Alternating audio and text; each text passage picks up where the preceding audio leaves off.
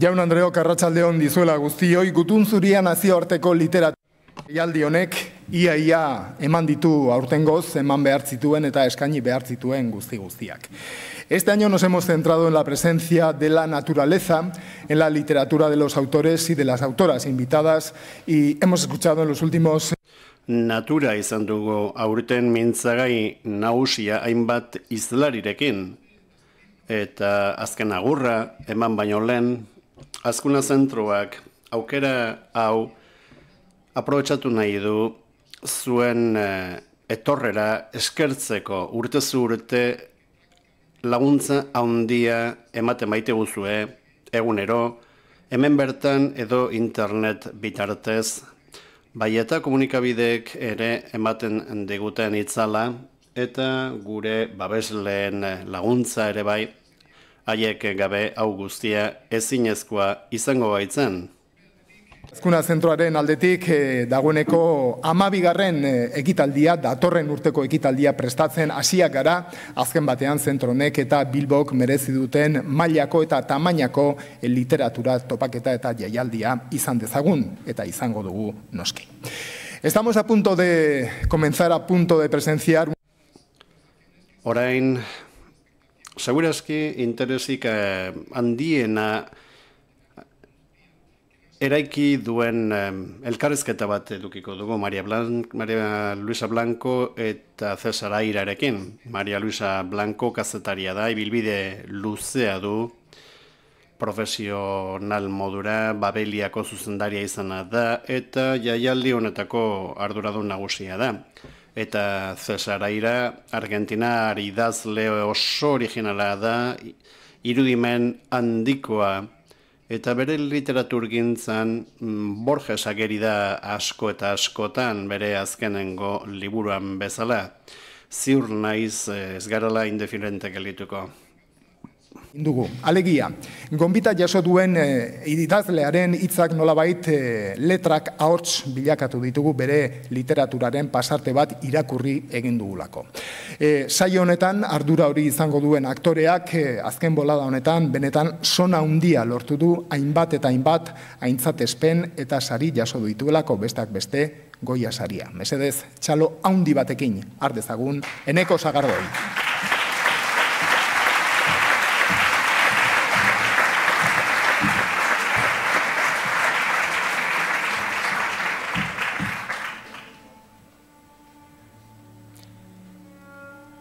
La lectura, el estudio, la asimilación de saberes, datos, ideas, ese camino de perfección intelectual incesante que uno lleva adelante porque sí, sin un objetivo práctico, se lo está haciendo en beneficio del joven que uno fue, para dotarlo de las virtudes y capacidades que tanto le habrían aprovechado entonces. Y el triunfo sobre el tiempo, porque esos nos llevó 40 años saber o entender, sabiéndolo un chico de 15 años le abriría magníficos horizontes de acción, de realizaciones a su futuro, que es nuestro presente. Así el presente se enriquece, y esto no queda en un mero sueño diurno de lo que podría haber sido. El estudio, el comercio silencioso con los libros, que puede parecer seco y estéril, se llena de vida y de poesía, de la generosa realidad de la vida realmente vivida en la juventud, con la esperanza de la obra por venir. Lo difícil es escribir, no escribir bien. En los talleres literarios se puede aprender a escribir bien, pero no a escribir. Para escribir bien hay recetas, consejos útiles, un aprendizaje. Escribir, en cambio, es una decisión de vida que se realiza con todos los actos de la vida.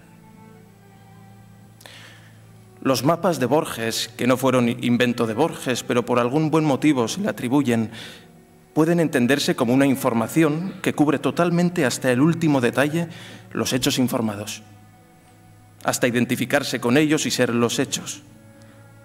Un relato de ficción, una novela, no es eso. Todo lo que se dice es todo lo que hay, y no hay más. porque suponer que hay algo más que lo que se dice equivaldría a creer que esos hechos narrados sucedieron de verdad en la innumerable realidad y estaríamos violando el pacto de la ficción. ¿Por qué son desdichados los escritores? Para que lo que escriben tenga que ser tan bueno como para que haya valido la pena sacrificar por ello la felicidad. Habrá un modo menos retorcido de decirlo. Habrá un modo menos retorcido de hacer las cosas bien. Una sola vez, la gran Catalina, zarina de Rusia, condescendió a revelarle a un visitante el secreto de su poder. Consistía, le dijo, en el conocimiento de la gente, ni más ni menos. Estudiaba a un individuo, también podía ser un grupo, una corporación, una nación entera, hasta saber qué era lo que quería hacer, y entonces ordenaba hacerlo. Todos la obedecían sin rechistar, no solo sus súbditos, sino también los de otros monarcas, ciudadanos de repúblicas, ricos, pobres, sabios, campesinos, civiles, militares, todo el mundo. Su poder no tenía límites. No puede excluirse la posibilidad de que le estuviera tomando el pelo a su circunstancial interlocutor, pero de todos modos la receta da que pensar. Fragmento de la obra Continuación de ideas diversas del autor César Aira, que recibimos ya en el estrado en conversación con María Luisa Blanco.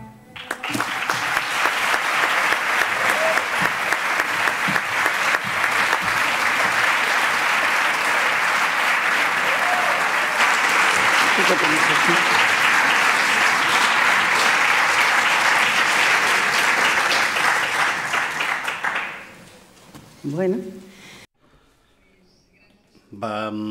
Eskerrik asko guztiei, bene-benetan hemen egoteagatik. Eskerrik asko aste honetan etorri zareten jende ugariei. Zuek hemen zaudetelako hain zuzen ere zentzua du hemen egiten dugun ekintzak.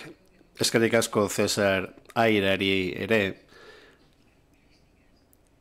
Aurtengo ekitaldia ixteko modurik onenetako bat da, eta gainera zorionekoak gara, berari ezpaitzaio gehiegi gustatzen ekitaldi publikoetan parte hartzea, baina ongi etorria Cesar, eskerrik asko Maria Luisa.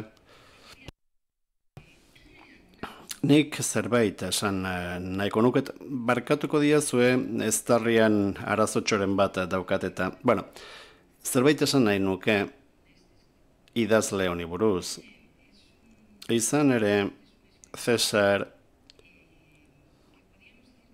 esan genezake idazle erabatekoa dela, generoak nahasi egiten ditu, uztartu egiten du poesia, narraziogintzarekin, filosofiarekin, haren testuetan, liburuetan denetarik topa daiteke.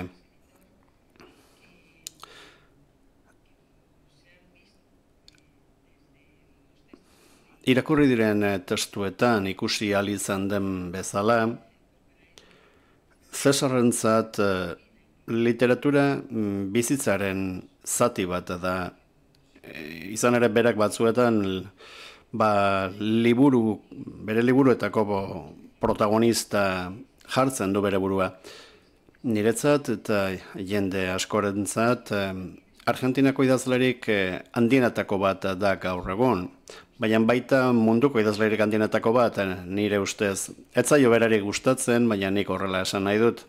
Alaxe pentsatzen baitut, noizbait Suediako akademiak bere arazoak konpontzen baditu, nik uste dut Cesarrek Nobel bat eduki beharko lukela poltsikoan gutxiago ez du merezi, haren obra, haren lana, literatura purua baita. Cesar Airaren liburuetan esan bezala denetik topa daiteke. Idazle harrigarria da, baina baita hurbila, oso kolokiala ere bai. Eta niri asko gustatzen zait azpimarratzea bere literaturgintzan, irakurlea jartzen duela zoriontasunetik oso hurbil. Eramaten baitzaitu literaturaren jatorrizko eremura, entretenimendura alegia. Haren liburuak oso entretenigarriak dire, jende askok esaten du barre egiten dutela, eta hala da, oso humore fina duelako. Baina batez ere barre eragiteaz gainera, pentsarazi ere egiten zaitu. Eta hori oso eskeregarria da. Rafael Conte izeneko kritikari bat gogoratuz, aireri sumendi deitzen zion. Cesarren liburu bat iristen zitzaionan eskumenera, beti esaten zuen sumendiaren irakurketa daukat. Ez, liburu hauetan dagoen indarrandiaren gatik, baina batez ere kritikari honek esaten baitu, Cesaraira dela idazle bat literatura beti borborka duena. Barkatuko diazu, gero pasatuko zait. Ohar batzuk idatzi ditut, esan behar baitut, Cesar nonbait sailkatu beharko genuke liburutegi batean, nik klasikoen aratean sartuko nuke, bera tradizio batean sartuta dago, bere herrialdean, baina baita abanguardiaren sailean. Ez alperrik berak beti beretzat hartu du Baudelairen leloa berritasunerantz goaz, eta hemen hasteko nik eskatuko nioke bere literaturaren osagai edo ardatzak zeintzuk diren eskatuko nioke. Orduan, Cesar ongi etorri, eskerrik asko. Nire lehen galderan, badago anekdota edo pasadizo txiki bat. Eskola lan batean galdera zen zer dira sardina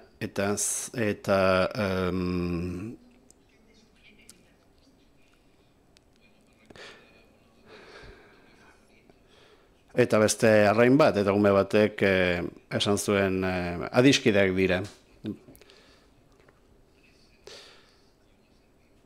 Nire lagun batek horrelako testu bat idatzi zuen, 3 gerezi eta sardina bat.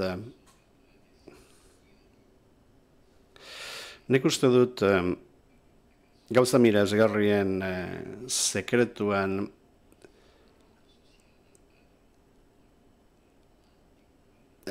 romantikotasunarekin oso lotuta dagoen gerezia, frutu hori, sardina gauza prosaiko batekin lotuta, benetan miresgarria iruditzen zait. Galdera noski ez da inozentea, ume honen erantzuna zoragarri izateaz gainera, berehala sartzen zaituela, espero ez duzunaren lurraldean, eta nik uste lurralde horretan Cesar Aira oso gustora mugitzen zarela, bai? Ustekabeko hori, berria denarekin harremanetan dago, eta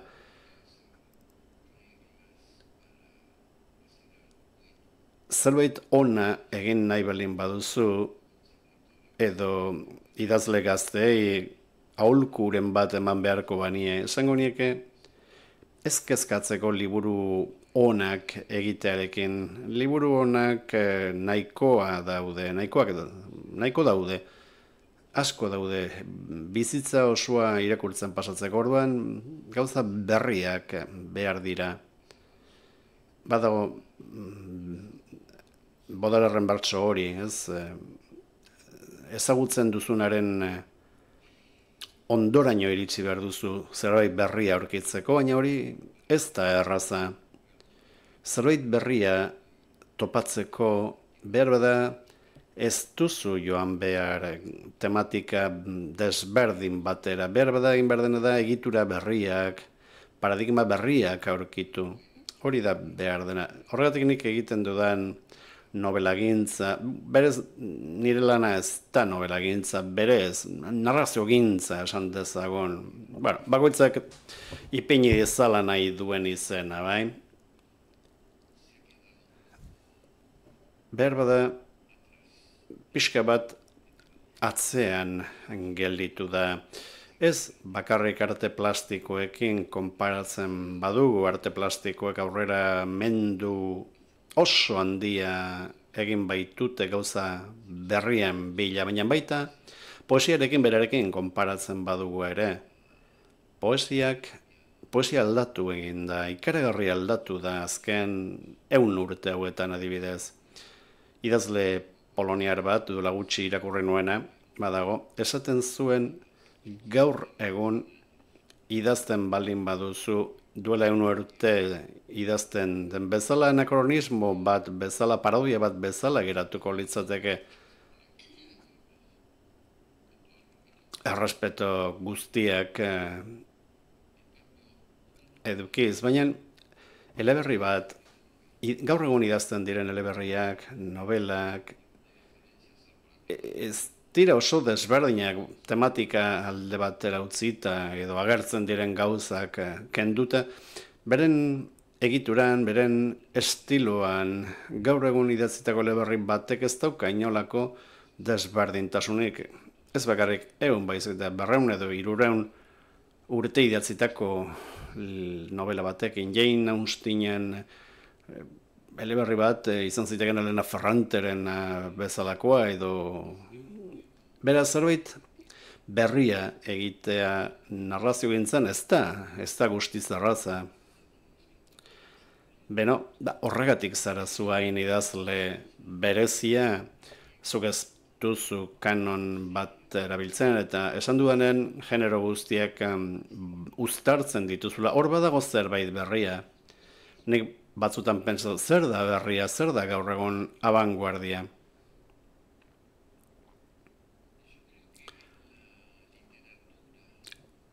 Nire ustez, literaturgintzan abanguardia guztiak edo zerbait erabat berria egiteko seialdi guztiek irtelarik gabeko kale batean bukatzen dute. Hizkuntza delako lan tresna eta hori ez da aldatzen. Egin daitezke jokoak Joycek egin zituen bezala, Finnegans Waken egin zuen bezala, baina irtelarik gabeko kale bat da, ezin da beste Finnegans Wake bat idatzi edo Joycek bezala idatzi, edo orrialdeetan hitzak konstelatzen zituzten poetak, bale ondo, baina hortik aurrera zer hor bukatzen da. Orduan, berriaren desberdina denaren bilaketa nik egin dudan estrategia mentzat sabotaiaren bitartez egin behar da. Hau da, eleberri arrunta dirudien zerbait egin, baina barrutik zulatuta dagoen zerbait. Egia esan da ez dakit. Eta hain beste izenburu idatzi balin baituzu, liburu bat bukatzen duzunean ez duzu emozio handirik sentitzen, nahiago duzu sormen prozesua bera ere, hori zergatik. Honek badu zer ikusirik nik idatzi dudan liburu kopuru handiarekin, behar bada horri aldek ez dira asko, nire lan osoak 3 bat Stephen Kingen edo Joyce Carol Oatesen 3 liburukitan sartuko lirateke. Eta hau guztiaren sekretua idaztearen plazerean dago. Niretzat egon daiteken gauzarik handiena da. Nik askotan erreskatatu egiten dut Stendhalen esaldi bat. Esan zuen, Stendhalek, idaztearen plazer trinko eta sakona. benetan hitz zoragarriak dira, konparatzen balin badugu irakurketaren plazerarekin, guk ere sentitzen dugu, denok gara irakurleak, idazleok alegia.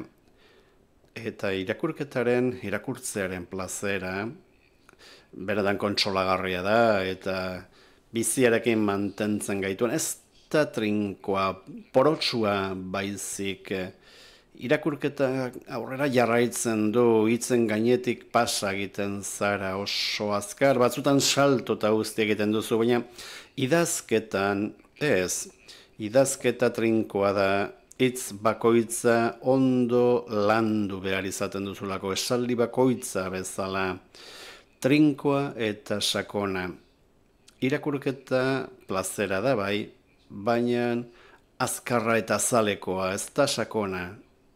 Begia oso azkar pasatzen da orrialdaren gainetik eta aldiz, idazketan begia orrialdaren barruraino sartzen da. Beraz, plazer trinko eta sakona. Eta alegina desbaraina da, bai, noski.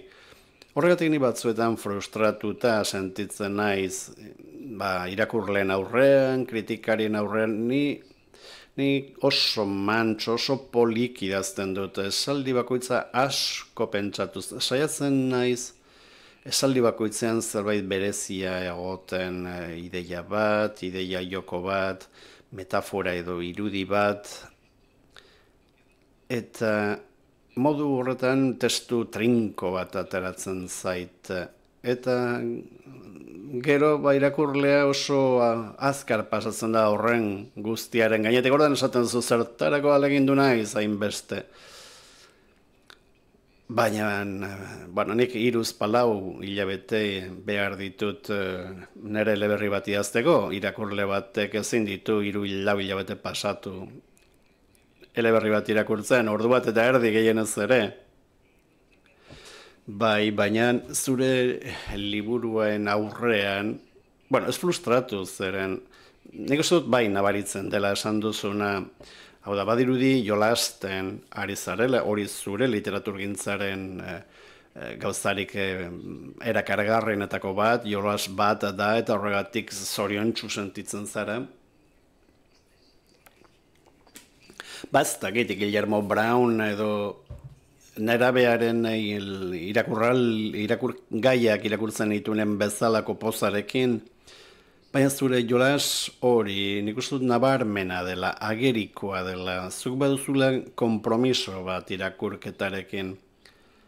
Egia esan da ez dakit zein den zure konpromisoa.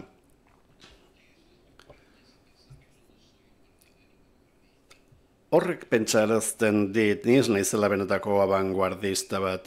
Abanguardista batek beti aurreko eskemak apurtu nahi izaten ditu. Nik ez dut hori egiten. Literatura zaharra, txikitandik irakurri dudanarekiko leialtasunagatik ezin dut horlako zerbait egin. Beraz, zaharraren eta berriaren arteko erdibidean gelditzen naiz, azal zahar bat, hazi berri bat behar bada duena ez dakit. Baina irakurlea beti presente dago nire barruan, batzutan galdetzen didate ea pentsatu egiten dudan irakurlearengan idazten dudan bitartean. Eta bai pentsatzen dut, baina ez ni naizen irakurlearen baitan. Nire idazketaren kalitate kontrola da irakurlea, baina batzutan gauza hauetaz hitz egiten dudanean ez dakit, ekitaldi bat bukatu eta handik ordu betera konturatzen naiz pentsatzen duenaren guztiz kontrakoa esaten dudala, baina gure lana, idaztearen lana oso intuitiboa da, egiten duzu, ateratzen zaizulako, eta gero kritikari bihurtu nahi izatea, azaltzen, ibili nahi izatea, zaila da. Bai, baina horrela laguntzen diozu irakurleari, bai?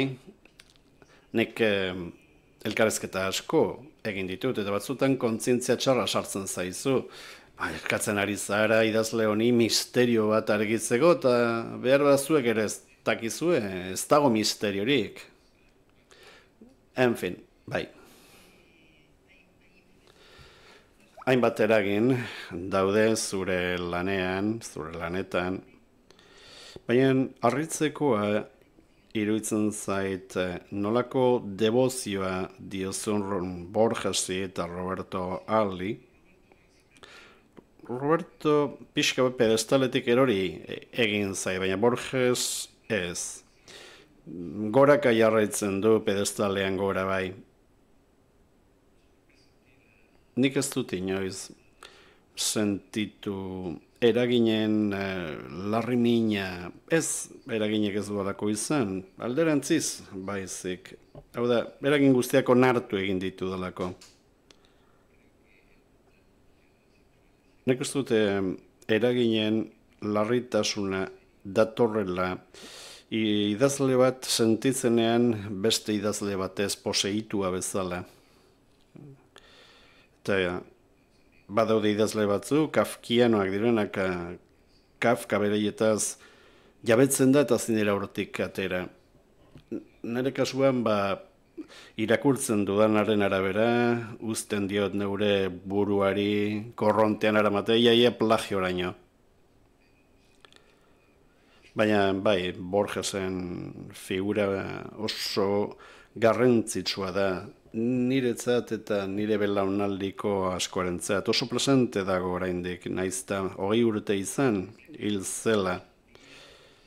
Ez duzu igarutzen egun bat, ere ni mugitzen naizen zirkuluan, arrazio bategatik edo bestegatik, Borges aipatu gabe, bere txistengatik, bere saldiengatik, bere ideiengatik. Ez zenuen ezagutu ez? Ikusi nuen, askotan kalean, Florida kalean, etxetik hurbil, baita fakultatean ere, hainbat eskola eman zituen, nik ez nuen parte hartu, baina bai mintzaldi batzuetan, baina ez nuen inoiz hitz egin berarekin. Eta hori niretzat txarra izan zen. Nire lankide askok karrera bat egin dute, berarekin 5 minutuz hitz egin dutelako. Borgesek beti esaten zidan.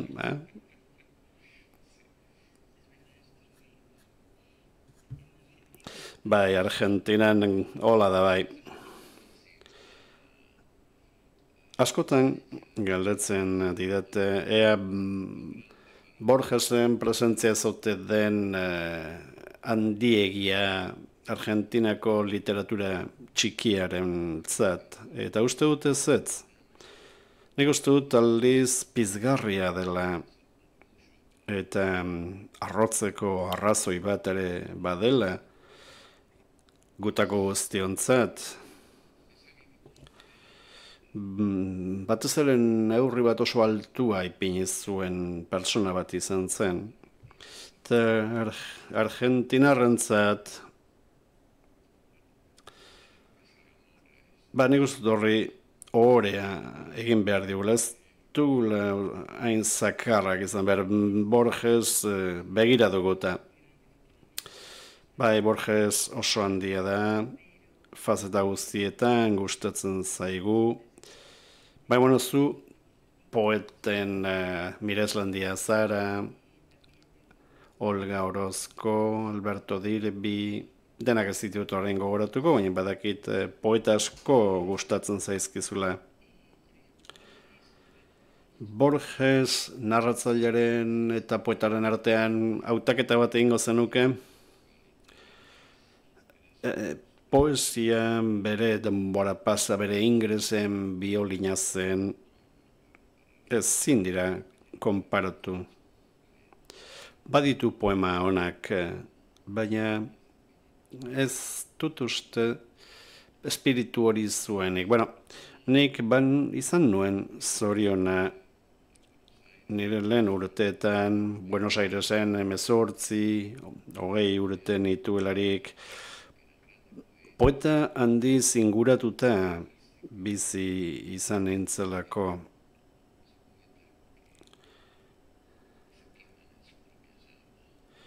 Badira poeta batzuk, beraien sugarrean erretzen direnak, alkohola, eta, bueno, baina hala ere, halo romantiko bat dutenak, eta gazte batentzat, bueno, askotan galdetu neure buruari, nola sortu daitezke literatura bokazioak gaur egon gazteek ikusten dituztenean idazleak oso gauza xalekoak eta inozuak esaten politikari buruz, edo bestelako tontakeri buruz. Ez dakit. Nik Alejandra Pizarnik ezagutu nuen lehen poeta izan zen, leyenda bat zen, eta harengandik hurbil egotea privilegio zoragarri bat izan zen. Edo Barbara Paulini, nire laguna handia izan zena, edo surrealista batzuk, Orozko, takit. Batzutan, jakina nuke, ez zuten nahi zen zaharren trampa horretan erotzen ari iragandako guztia hobea izan zen. Badago kantu bat, Elena Washena oso zoragarria esaten duena, emakume ez langile izan ezenarentzat, iragan denbora oro izan zen hobea. Ondo da hori? Alejandra Pizarnik aipatu duzunean burura etorri zaiten zuk egin zenuen saio txiki bat, berari buruz egin zenuena, zuk zuzenean tradizio surrealistan sartzen duzu. Iruditzen zaizu kointzidenteak izan daitezkeela diskurtso literario eta poetikoa eta diskurtso artistikoa? Artistikoa zen nahi duzu arte plastikoena? Bueno, badaude ontzi komunikatuak. Ni batzuetan pentsatu dut ez dakit eragina esan edo inspirazioa esan.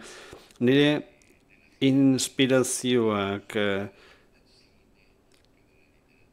ez ote datozen gehiago zinetik, edo arte plastikoetatik, edo pinturatik, literaturatik baino.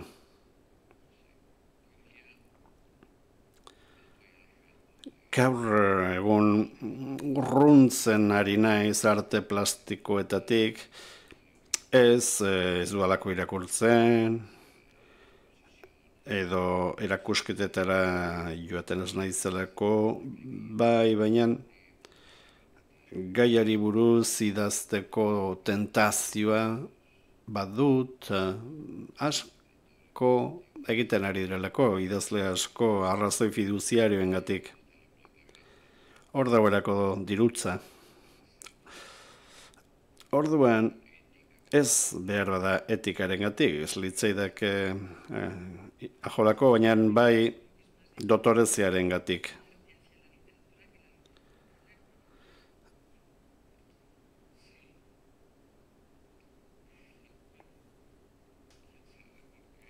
Batek daki justifikatuta dago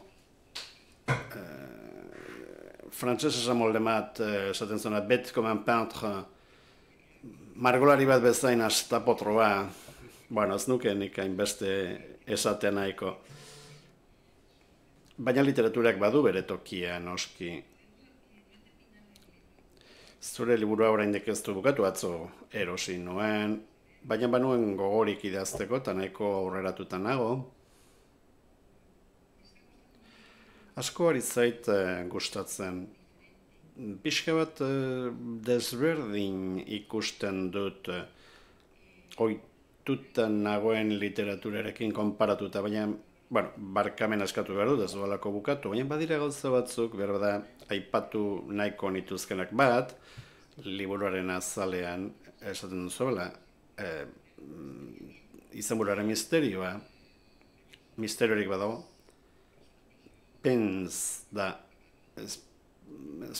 Prince, uste dut deitura katalana dela, eta nik Prince jaunaren historia bat idatzi nahi nuen, baina azken momentuan esan nuen, ez, askotan gertatzen zait, ez, pentsatzen dut honen garapena egitea, hori pentsatzegotik, gero joan egiten zaizu gogoa. Ordan utzi egin nuen enigma txiki bat modura. Ez litzateke oso zaila izango Googleen bitartez, Wikipediaren bitartez konpontzea.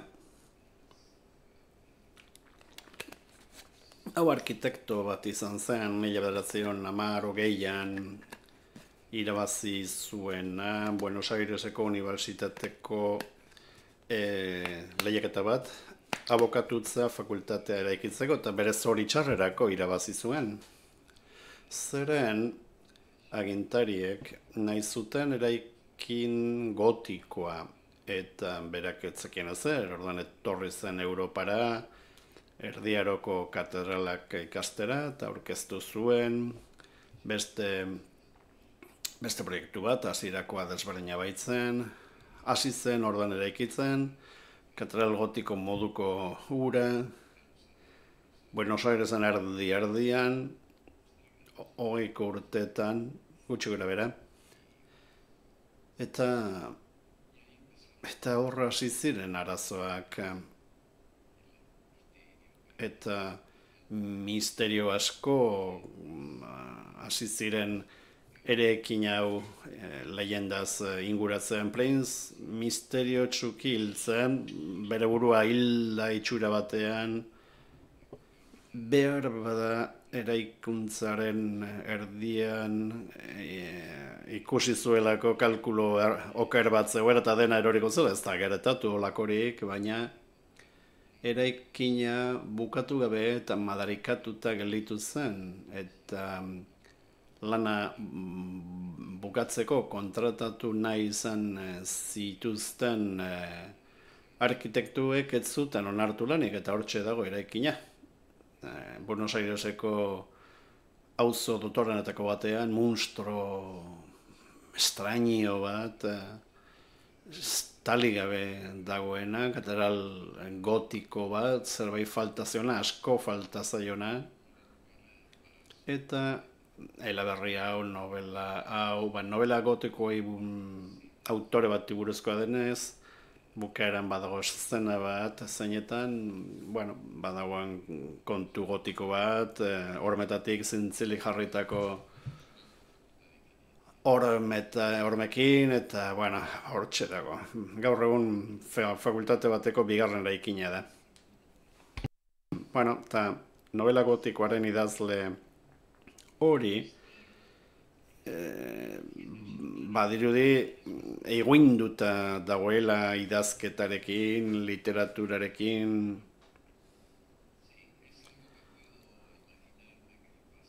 Nik pentsatzen dut idazten bizitza guztia pasatu duen bati gertatu altzaiola gehiago idazteko gorik ez izatea. Imaginatu baina niri ez zait gertatuko. Zure noveletako protagonista ere bazarenez, iragartzen ari ote zinen zerbait.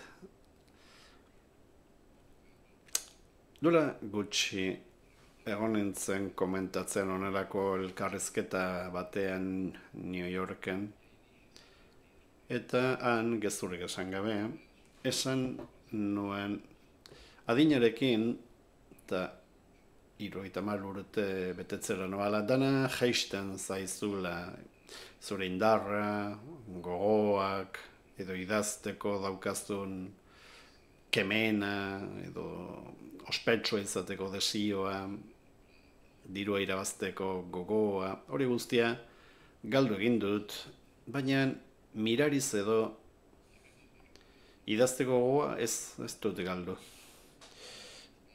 Eta nire ahalmenak gutxitzen ari baldin badira ere, esan nuen New Yorken, nire dekadentziaz gozatzeko prestan nago. To enjoy my decadence. Bai, gainbehera hori, etorriko bada, hobe da gozatzea.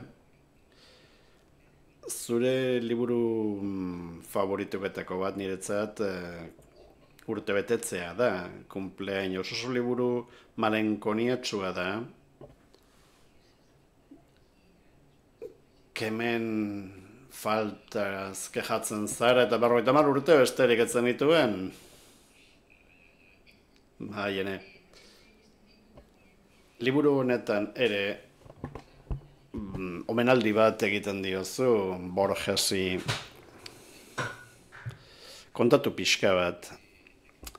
Bai, eleberri gotikoen idazle honek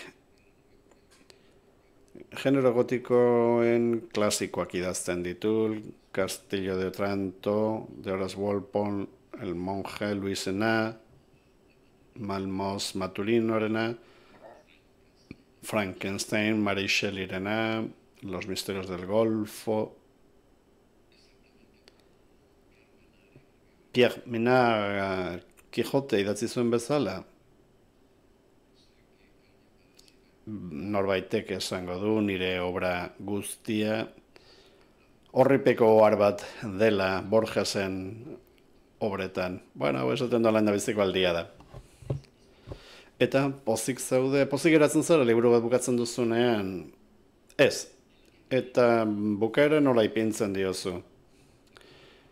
Ba, nahiko aizki normalean. Baina beti ase beterik engeratu gabe gelditzen naiz. Beti pentsatu zerbait gehiago egin behar nuela. Baina, bueno, hori nik uste ondo dauela horrela, jarraitu ezakezu idazten jarraitzeko goarekin. Ezin dut bestela imaginatu. Esanez, hoi ze ondo atera zaidan, ez? Beti ere, satisfazio faltarekin geratzen naiz. Eta hasieran ere, ez, hasieran euforiaren bultzada eukitzen dut. Ideia arraro bat behar izaten dut hasteko. Jolas moduko zerbait, jolas paradoxal bat, adibide bat ipiniko dut, atzo adibide zeukin nuen ideia bat, begira. Atzo bertan,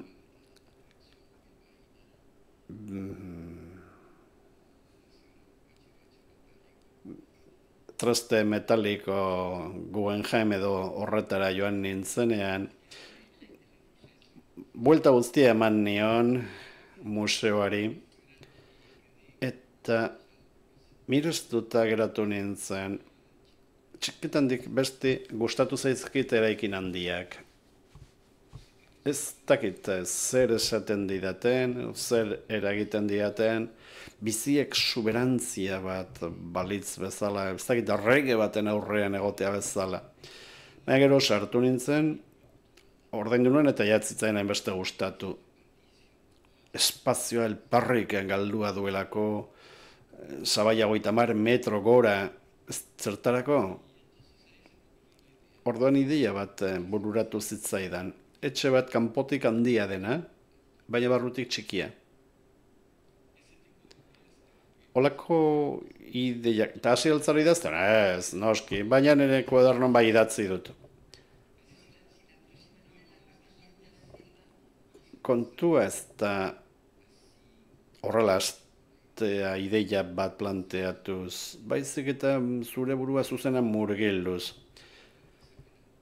Ni barrutik oso handia eta kanpotik oso txikia zen etxe batean bizi nintzen, eta gero jarraitu. Eta hor ontziratzen naiz irakurlearekin ambigotasun horretan, perplejotasun horretan, nola egin, nola gerta daiteke etxe bat, kanpotik handia eta barrutik txikia izatea. Bueno, moldatuko naiz, ez dakit nola, baina normalen bai moldatzen naiz. Elkarrizketa hau ez nuen bukatu nahi. Hemen erabili dugun gai ardatza ikutu gabe natura edo naturara itzultzea zorionaren bila egun hauetan asko azpimarratu da, nolako disparateak egiten ari garen gizarte teknifikatu honetan, ez baikara konturatzen asko eta asko ingurumena ondatzen ari garela eta behar bada, botako diguzu lurrera egin dugun haragin guztia eta ekarri dugun egin dugun gogo eta guztia, baina bai jakin nahi nuke ea bat ote zatozen Tororen teoriekin, teoria naturalistekin oroar, ez bakarrik naturari dagokionez, baina baita bizi modu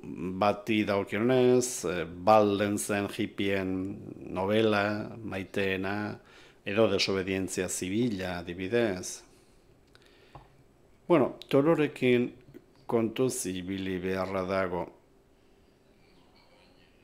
Bere etxola batean zegoen eta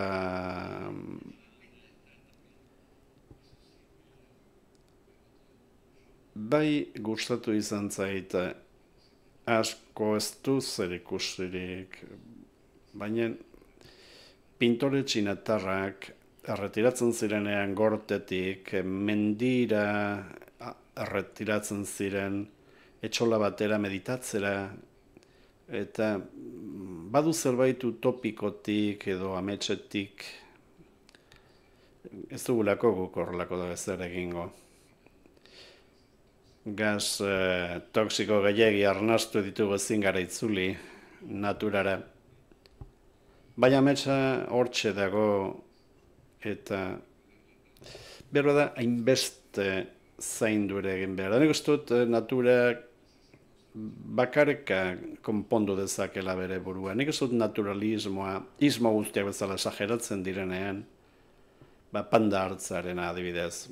Animalia hori desesperatuta dago, nahi du estingitu, nahi du desagertu eta ez diote uzten. Fertilizazio lagunduak eta estintzioa prozesu natural bat da, azken batean, eta orokorrari erantzun egiten dio, ordan. Nik badut teoria bat, behar bada, entrometituaren aroan bizi gara. Ditu ez zaituzten entrometituaren aroan bizi zara. Adibidez, Afrikako emakumei Tupperwarearen erabilera irakatsi nahi dieten emakume amerikarrak bezala. Bai, utzi pakean naturari. Bai, egia da ez dutela uzten pakean, bai. Baina jendean ere pentsatu behar da. Bueno, zure protagonista printzekoa ari da zoriona bilatzen, bai. Bai, opioa hartzen du, ero bat bezala, zergatik opioa? Zertarako behar du, sorkuntzarako? Ez, idazteari utzi dio, orduan. Opioa, ez dakit oso ondo zergatik, aukeratu nuen zerbait absurdoa, zentzugabea zelako. Eguneko orduak bete nahi ditu zerbaitekin, ez dakit zer egin, filatelia, xakea, ez, opioa. Pentsatu behar da zuk horrek probatu duzula. Ez dakit ez da zer den ere. Baina opioak bat ditu bi bide, bata aluzinazioarena, edo exotikoarekin lotutakoa, pagodekin eta bestea, erabilera medizinala.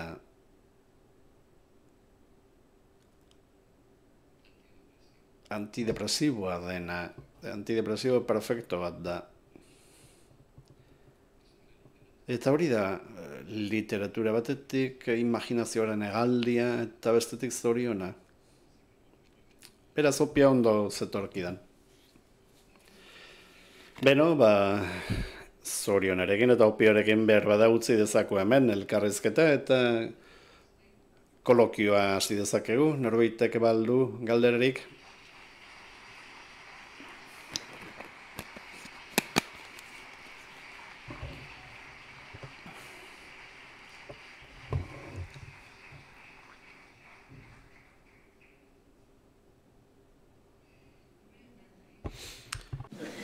Ez dute zer ikusten hemendik.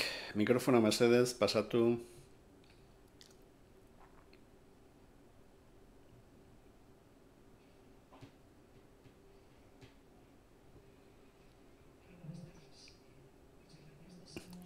Arratsaldeon, eskerrik asko, Cesar eta Maria Luisa galdera simple bat, hemen dago bai.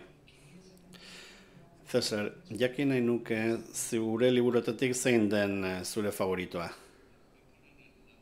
Nolako estualdian jartzen nauzuen hori galdetzen didazuenean, ez dakit benetan. Idatzi dudanetik gutxien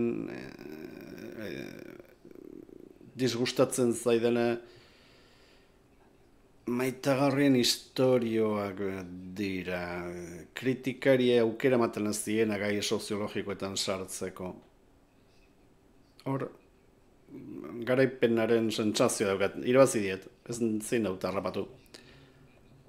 Badira eleberri pare bat, nik bereziki maite ditudanak. Bata, La princesa primavera, benetan maitagarri puin bat, da.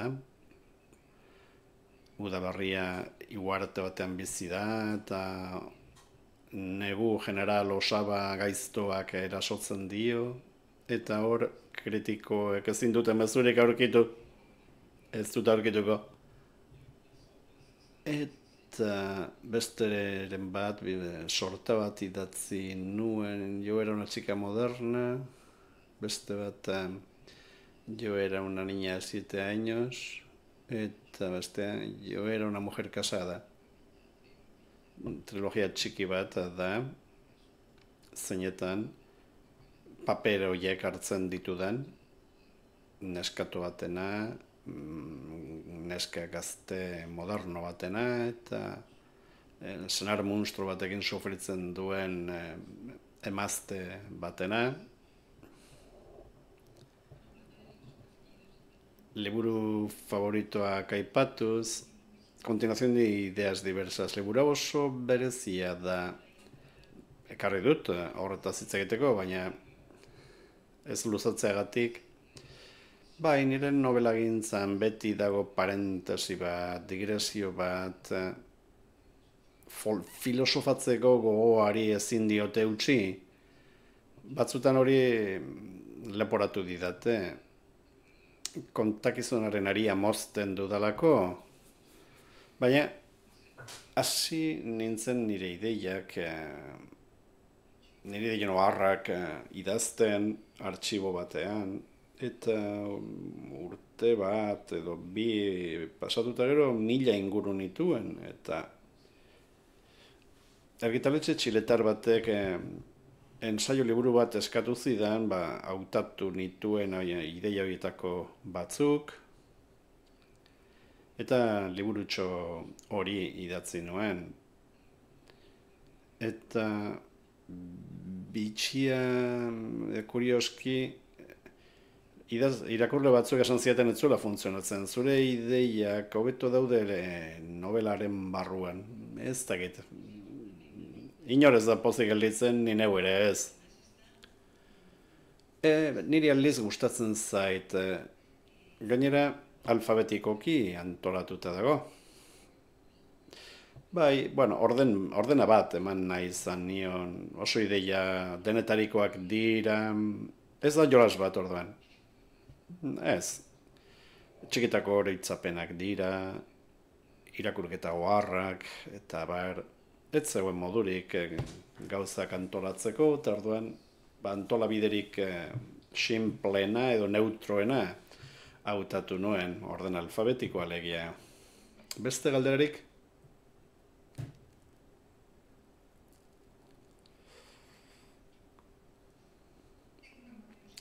Nik badut jakin nahi bat. Bolaino irakurri alduzu, begira, ez uste dut momentua pasatu zaidala. Hain beste idazle daude irakurri ez ditudanak. Bizitza osoa irakurtzen pasatuta gero, hala ere,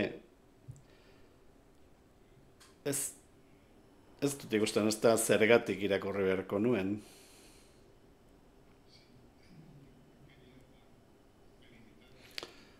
Nik Maria Luisari zorionak eman nahi dizkiot, gutun zuria hau benetan distiragarria izan delako, lantalde osoari zorionak eman nahi dizkiot, elkarrizketa hau oso polita izan delako. Esan duzun adinarengatik 70 urtetik hurbil zaudela, esan duzu. 70ko urteak, hobeto esan da, oso kritikoak izan ziren Argentinan. Zure pentsatzeko, idazteko moduan oinarrituta, nahi nuke jakin nola ikusi zenuen garai hartako Argentina. Nik kartzelan inauguratu nituen urteiek eta txerto oso eraginkorra izan zen.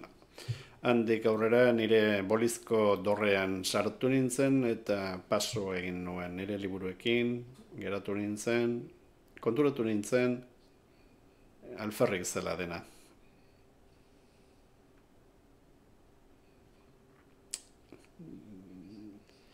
Eszeptizismoan bizi izan naiz, denbora luzez. Errealitatea beraz kanpotik ikusi izan dut. Kristalaren bestaldetik.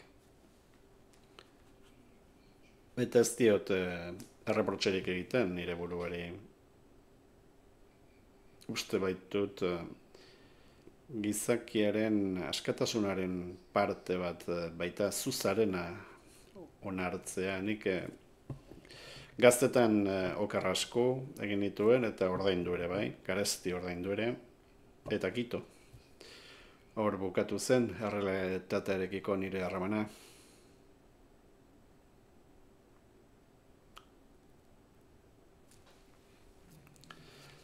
Arratsalean, nik galdetu nahi nizun, noizbait pentsatu duzun zure liburuak alderantziz irakurri ditzaketen irakurleengan.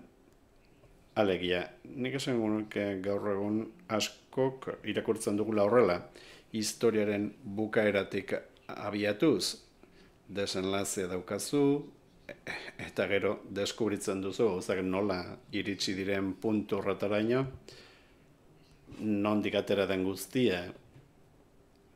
Noizbait pentsatu duzu, holako zerbait? Ez. Ni polizi labarrien irakurrole amorratua naiz eta zingo nuke hori egin.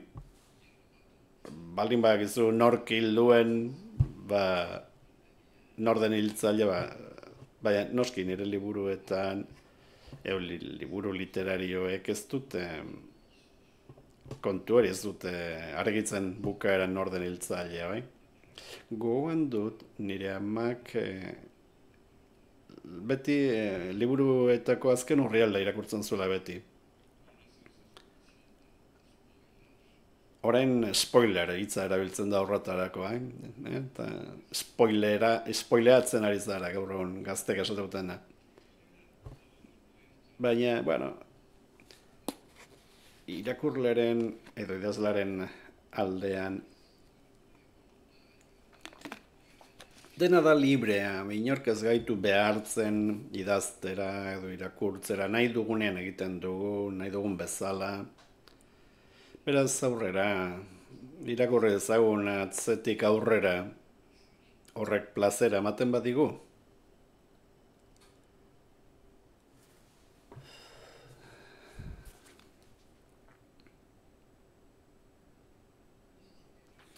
Ez dakit beste galderarik badagoen. Hemen bukatuko dezakegu orduan.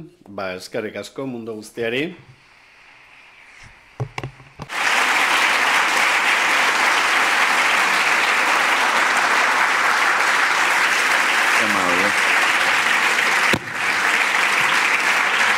Yo no quiero decir, yo no veo nada.